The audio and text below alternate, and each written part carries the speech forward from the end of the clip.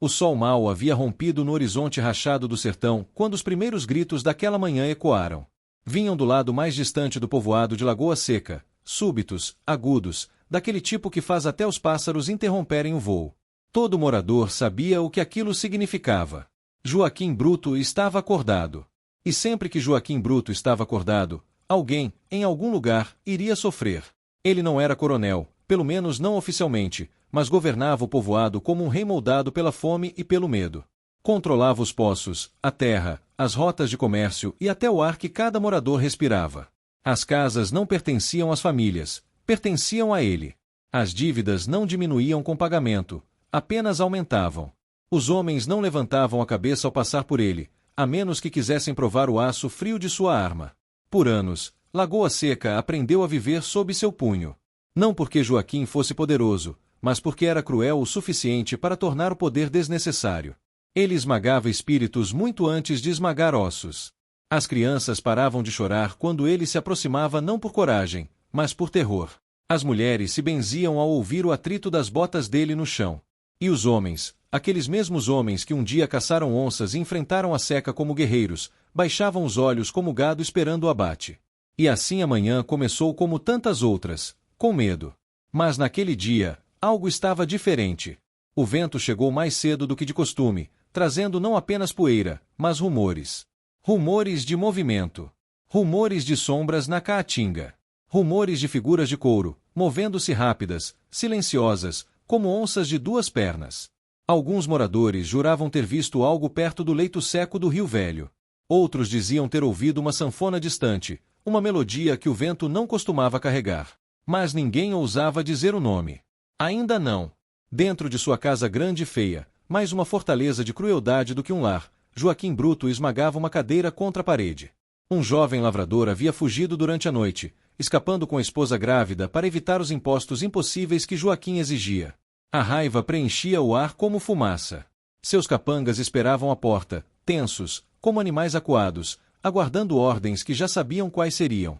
Tragam ele de volta, rosnou Joaquim. E se alguém ajudar, queimem tudo.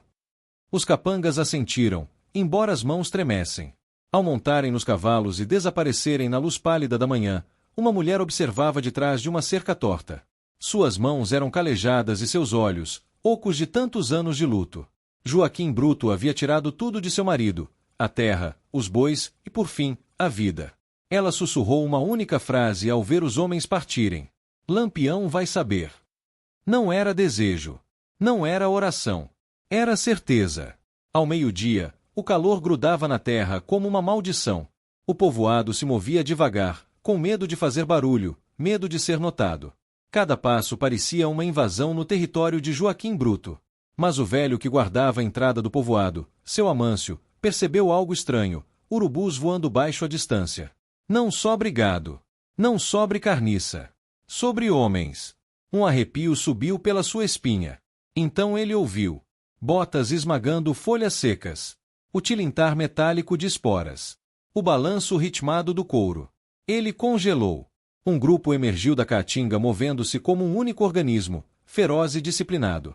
Os chapéus curvados, pontudos como chifres de demônios. Os gibões cravejados de metal brilhando no sol. As armas polidas. Os olhares duros, afiados. Os cangaceiros de Lampião. Eles caminhavam com a confiança de quem sabia que o mundo abria passagem. No centro, ajustando a bandana e olhando para o céu como quem confere o horário de um encontro que nunca teme perder, estava ele. Virgulino Ferreira da Silva. Lampião. O rei do cangaço. O demônio para alguns. A justiça para outros. A vingança para muitos. Ele parou diante de seu Amâncio e inclinou a cabeça. Velho, ouvi algo no vento. Algo sobre um povoado que anda chorando. Seu Amâncio engoliu seco. Sua voz saiu trêmula. É Joaquim Bruto, Lampião. O homem tá transformando isso aqui no inferno. Lampião olhou ao redor. Os cangaceiros observavam tudo, janelas quebradas, rostos marcados de medo, casas que mais pareciam prisões. Há quanto tempo isso? Perguntou Lampião. Seu Amâncio abaixou a cabeça. Tempo demais. Lampião apertou o punho no rifle. Então talvez seja a hora do inferno ganhar um novo dono. Quando a notícia chegou a Joaquim Bruto de que Lampião se aproximava, algo aconteceu pela primeira vez em muitos anos. Joaquim sentiu medo. Não preocupação. Não incômodo. Medo. Ele deslizou pelo peito como uma cobra fria, porque Lampião não era como os homens que ele humilhava. Lampião não negociava. Lampião não implorava. Lampião não se quebrava, ele quebrava os outros. E o mais aterrorizante, Lampião só chegava quando a justiça falhava. Os capangas tentaram animá-lo. É só para intimidar, patrão. Lampião quer é dinheiro. Mas Joaquim sabia. Ele sabia que tinha passado de todos os limites. Inclusive dos limites que o próprio Lampião respeitava. Fortificou a casa. Armou os homens até os dentes. Trancou mulheres e crianças no depósito. Praguejou o céu, a terra e qualquer um que ousasse enfrentá-lo. Mas nada podia impedir o som que cortou a tarde. Um assobio. Afiado. Provocador. Familiar. Lampião estava no portão do povoado, observando os capangas de Joaquim correrem como bodes assustados. Vim conversar, gritou ele. Mas se tu quiser guerra, não sou homem de negar o último desejo de ninguém. O vento parou. A vila prendeu o ar. E Joaquim Bruto berrou do alto da varanda. Eu não tenho medo de você, Lampião. Mas nem ele próprio acreditou. Lampião sorriu de canto. Então vamos ver quanto tempo dura essa coragem. A tensão ficou densa, quase palpável. Lampião deu um passo à frente. Joaquim ergueu o rifle. O mundo pareceu encolher para um único instante, uma respiração, um batimento, onde cada injustiça, cada lágrima e cada grito do povoado balançavam na beira de um destino inevitável. E então, o silêncio que tomou o povoado de Lagoa Seca parecia coisa de outro mundo, como se até o vento tivesse medo de passar entre as casas. Lampião não se mexia. Joaquim Bruto também não. Entre eles havia apenas poeira suspensa, o sol caindo sobre o couro dos gibões e o peso de todas as lágrimas que o povoado derramara ao longo dos anos. Os moradores observavam pelas frestas das janelas, escondidos atrás de portas entreabertas, como crianças com medo de monstros. Mas naquela tarde o monstro tinha nome, e ele era o homem que governava aquele lugar com violência e desprezo. Lampião ergueu o rosto devagar, como alguém que decide a sentença antes mesmo do julgamento. Joaquim Bruto, tu sabe por que eu vim? Joaquim respondeu cuspindo no chão. O cuspe caiu torto, como a coragem dele. Vim porque é intrometido. O povo aqui é meu. O destino deles é meu. Tu manda é lá no mato, com teus cabras sujos. Lampião sorriu, mas não era um sorriso de humor, e sim de aviso. Um sorriso que dizia, mais uma palavra, e o sertão vai aprender o significado de fim. Teu povo, repetiu Lampião. O sertão não tem dono, homem. Tu esqueceu disso. Joaquim gritou algo que soou mais como desespero do que bravata. Eu mando aqui. Mando em cada palmo desse chão. Os cangaceiros deram risada, todos ao mesmo tempo, como se fosse um coro de morte. Mas não era deboche. Era um riso que avisava que Joaquim Bruto estava acabado e ainda não sabia. Lampião ergueu o punho, pedindo silêncio. Então diga, quando foi que te deram esse povoado? Quando tu tomou? Quando tu percebeu que ninguém tinha força para te parar? O coronel hesitou pela primeira vez. Não havia resposta. Lampião continuou, a voz firme. Eu ouvi história tua, Joaquim Bruto.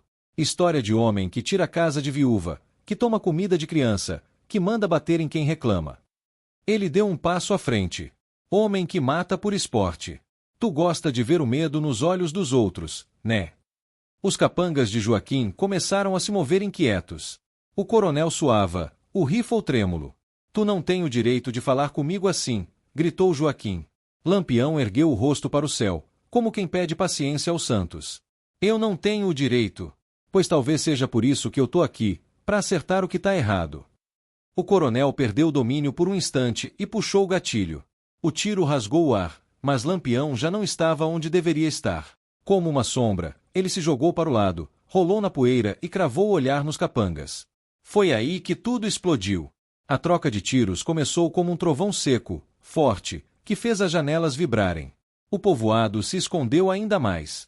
As crianças tremiam, as mães rezavam, e até os homens mais valentes se deitaram no chão. Joaquim fugiu para dentro da casa grande, gritando ordens confusas. Fechem tudo! Atirem neles! Matem esses demônios! Mas seus homens vacilavam. Alguns tremiam. Outros miravam mal. A força que Joaquim Bruto exercia por tantos anos começava a ruir diante da presença de Lampião, o homem que fazia até Coronel pensar 2 vezes antes de erguer a voz. Lampião, no entanto, avançava devagar, sem pressa, sem medo. Cada tiro que ele disparava era preciso, calculado. Seu chapéu não balançava, seu rosto não tremia, seus passos eram firmes. O povoado assistia como se presenciasse uma tempestade formada por um único homem.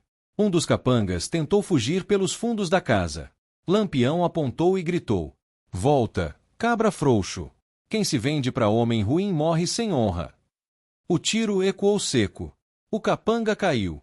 Outro tentou se esconder atrás de um curral velho. Um cangaceiro de Lampião se adiantou e o derrubou com 2 disparos certeiros. A poeira se levantava como fumaça de queimada. Os estilhaços de madeira e telha voavam pelo ar. Era guerra, mas uma guerra desigual, não em número, mas em coragem. Para cada 10 capangas de Joaquim, havia um cangaceiro com mais fibra. Lampião avançou até a porta da casa, chutando-a com força. A madeira estourou, e ele entrou como se tomasse posse de algo que já lhe pertencia por direito moral. Do outro lado da sala, Joaquim Bruto tremia atrás de uma mesa. Tu é o diabo", balbuciou ele. Lampião caminhou lentamente, rifle em punho, o olhar parado como de um homem que sabe exatamente o que veio fazer. "O diabo", repetiu Lampião. "O diabo não liga para a justiça. E eu vim cobrar cada lágrima que deixaste cair nesse povo." O coronel levantou o rifle com mãos trêmulas. "Não chega perto. Eu mando matar quem tocar em mim." Lampião rodou o rifle na mão, apoiou no ombro e afirmou: "Tu não manda mais nem na própria coragem." Nesse momento, a porta da casa se abriu com um estrondo. Era a mesma mulher que, horas antes, havia dito que Lampião saberia de tudo. Ela trazia no rosto um ódio silencioso, profundo, moldado por anos de injustiça. Lampião não precisou perguntar nada. Ele viu nos olhos dela a história toda. O marido morto. As terras tomadas. A vida destruída. O medo transformado em revolta. Ela apontou para Joaquim. "É ele. Foi ele quem matou meu João. Foi ele quem tirou tudo." O coronel recuou como um animal encurralado. "Mentira! Mulher louca!" Lampião ergueu o braço, impedindo que seus homens atirassem. Ele deu espaço para que ela se aproximasse. A mulher parou a poucos passos do coronel. E quando ela ergueu a mão, Joaquim gritou como se já estivesse vendo a própria morte. "Não! Eu posso pagar. Posso devolver tudo. Posso." Lampião cortou sua fala com um gesto.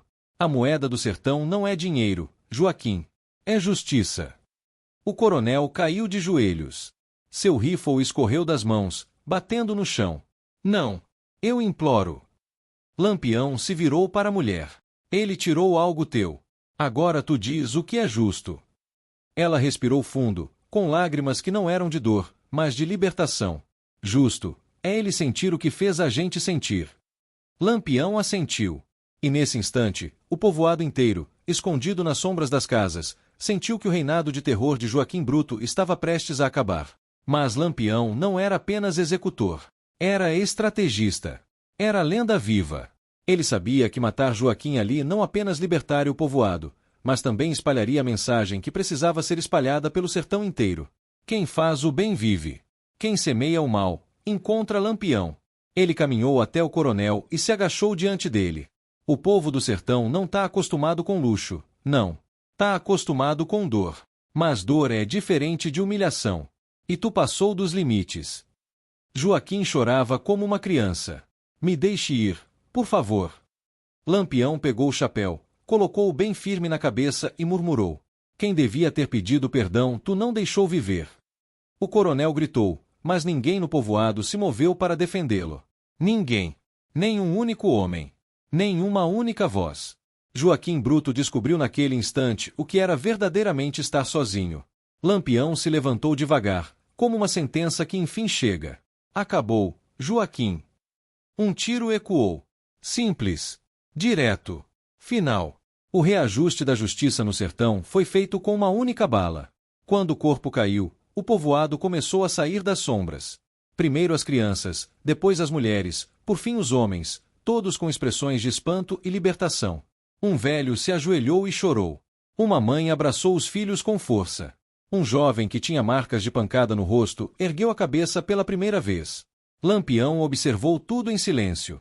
Ele não sorria. Não comemorava. Não festejava. Apenas respirava fundo, satisfeito por cumprir o que sempre acreditou ser seu dever.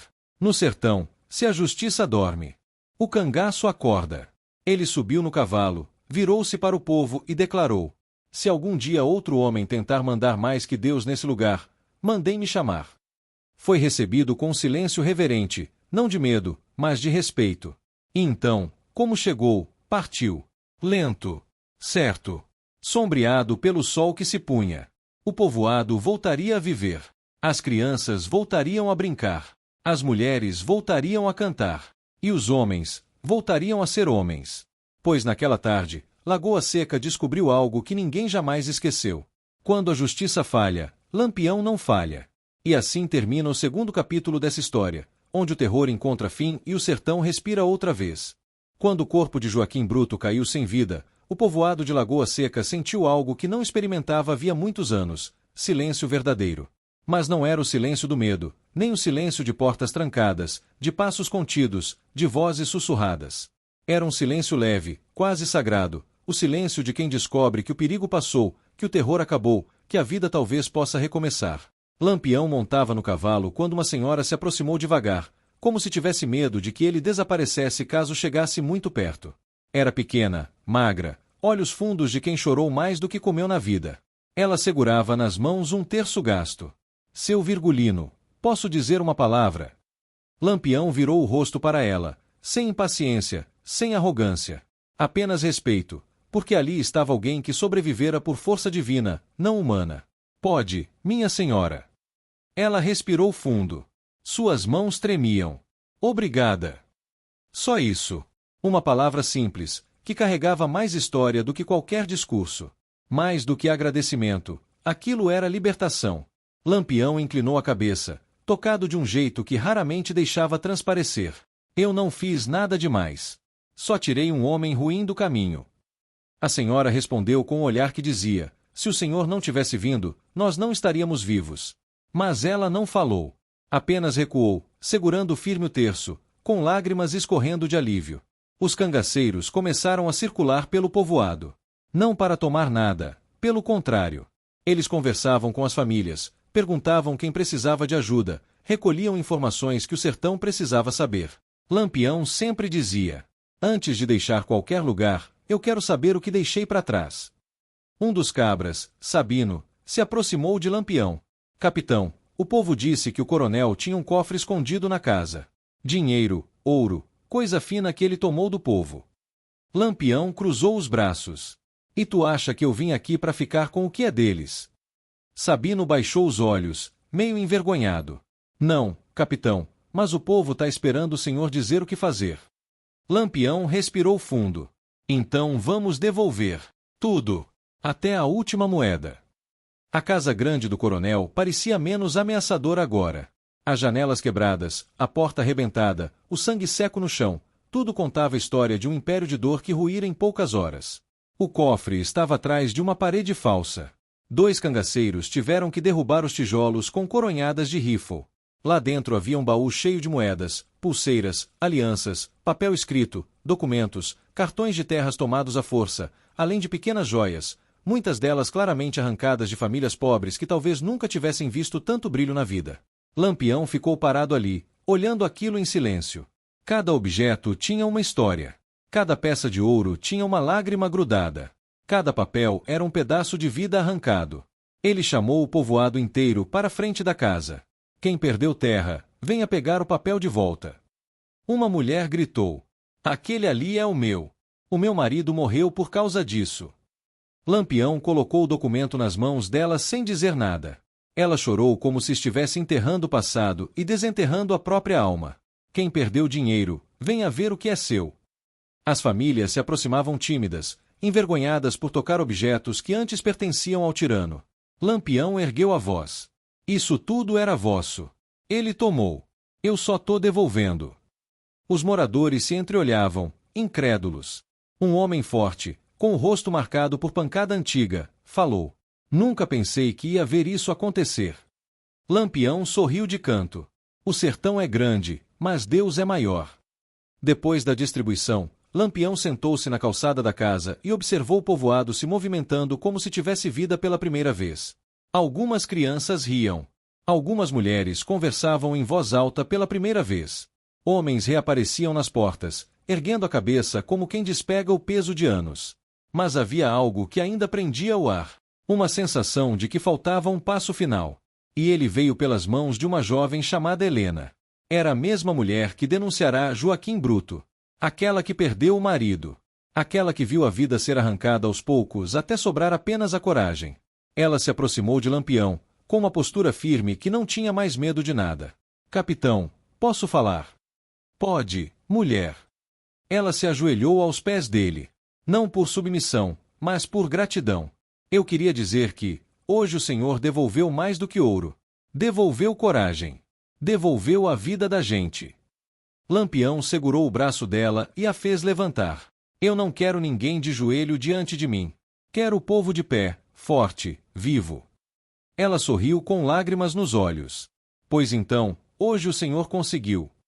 A notícia da morte de Joaquim Bruto correu pelo sertão como fogo em palha seca.